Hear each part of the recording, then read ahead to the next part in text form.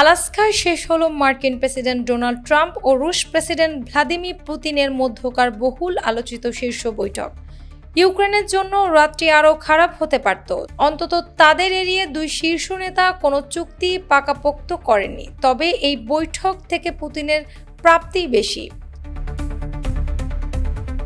আলোচনায় রুশ president Vladimir Putin বিন্দুমাত্র নমনীয় হননি। যুদ্ধের মূল কারণ নিয়ে কথা বলেছেন এবং অবস্থান পরিবর্তনের কোনো ইঙ্গিত দেননি। হুমকির সুরে তিনি কিয়েভ ও ইউরোপীয় মিত্রদের সতর্কও করেছেন। তার টেনে আনা চলমান প্রক্রিয়ায় যেন তারা হস্তক্ষেপ না করে ট্রাম্পকে ক্লান্ত ও বিরক্ত দেখাচ্ছিল। পুতিন বলেন, আমরা আশা করি কিয়েভ ও ইউরোপের রাজধানীগুলো বিষয়টিকে গঠনমূলকভাবে দেখবে এবং কোনো প্রতিবন্ধকতা সৃষ্টি করবে না।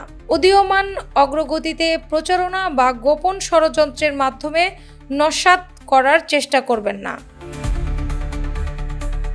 ট্রাম্পের কিয়েভ ও ন্যাটো মিত্রদের প্রতি আহ্বান হয়তো কোনো কাঠামো তৈরি করেছে যেটিকে পুতিন চুক্তি আখ্যা দিয়েছেন, কিন্তু ট্রাম্পের মুখের অভিব্যক্তি ও বক্তব্য স্পষ্ট, তার কাছে একটি কার্যকর কোনো সমঝোতা নয়। দুই নেতা একসঙ্গে মধ্যাহ্ন ভোজও করেননি, আর পুতিন দ্রুত নিজের বিমানে ফিরে গেছেন।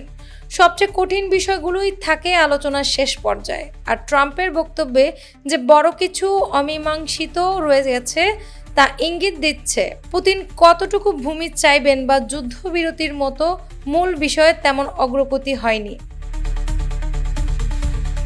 দ্বিতীয় জয়টি হলো পুতিন তার বাহিনীকে ফ্রন্ট লাইনে অগ্রসর হওয়ার জন্য আরও সময় কিনে নিয়েছেন।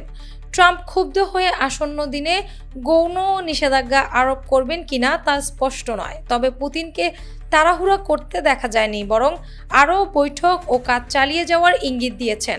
সময় তার জন্য গুরুত্বপূর্ণ, কারণ গ্রীষ্মকালীন আক্রমণ প্রায় ধীরগতির অগ্রগতিতে কৌশলগত জয়ে রূপ দিতে চলেছে।